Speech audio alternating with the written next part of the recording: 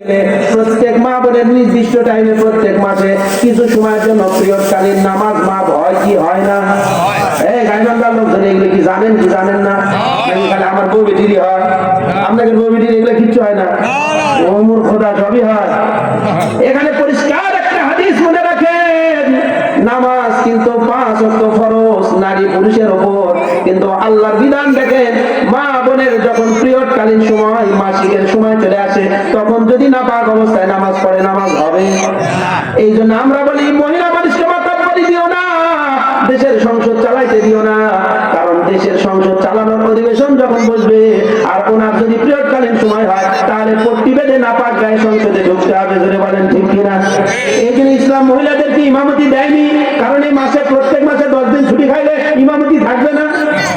জোরে বলেন ঠিক কিনা? জায়গা মতো আল্লাহ ঠেক দিছে।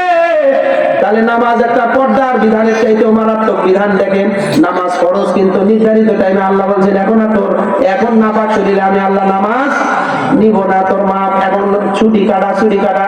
কিন্তু বলেন তো কোন মহিলার পিরিয়ডকালীন সময়ও কি পর্দা মাপ হয়? তখন কি মহিলা উলঙ্গ থাকলে সব হবে না গুনাহ হবে? আরো সহজ ভাষায় বলি, আমি নওগাঁ জেলায় জন্ম নিয়েছি, আমার বাড়ি হলো নওগাঁ। এই যে দেখেন লেখা আছে শাহজালাল নিয়ামতপুরে, নওগাঁ জেলার একটা সীমান্তবর্তী থানার নাম হলো নিয়ামতপুর, পুরশা, সাপাহার, নিয়ামতপুর, 3 থানা মিলে একটা আসন। এই আসনে পলাতক সরকারের খাদ্যমন্ত্রী ছিল 2 বার, বাবু সাধন মজুমদার। 3 থানার অহংকার।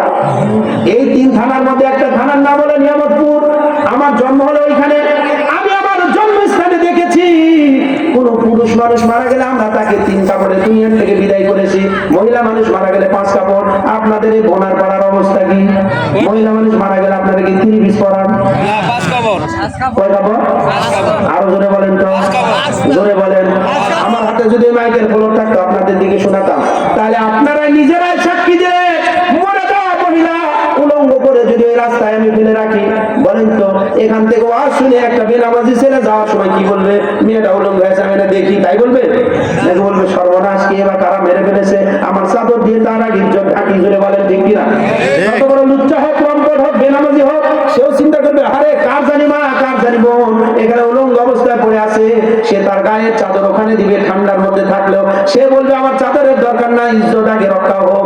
তাহলে মরা মহিলা যদি ইসলাম অনুযায়ী 5 কাপড়ে মরার পরেও কবরে ঢুকতে হয়, জিন্দা মহিলা 3 পিস পরে আজকে মাদ্রাসার মাহফিলে মেলার মধ্যে ঘুরতেছে কেন? জোরে বলেন ঠিক কিনা?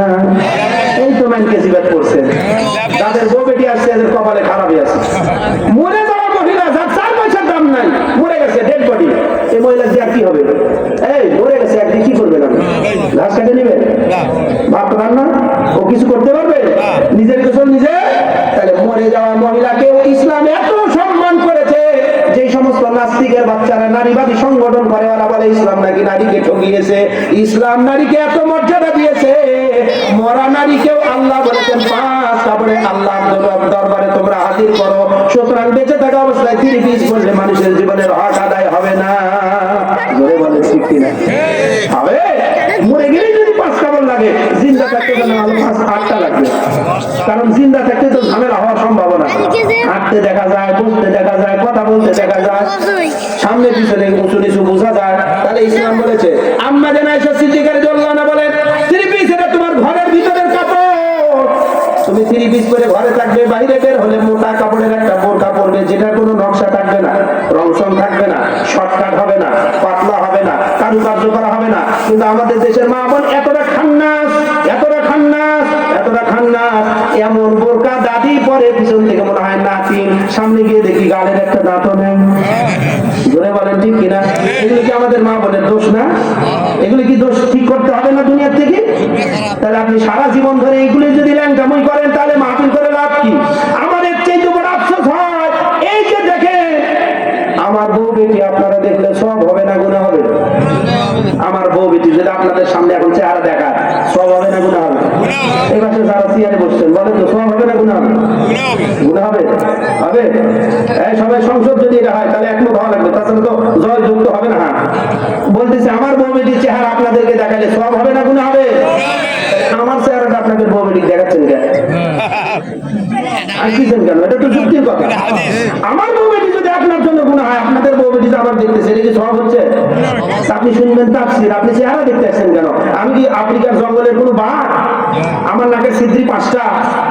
আমার কি সরস্বতীর মতো লম্বা? আমার কি গণেশের মতো না?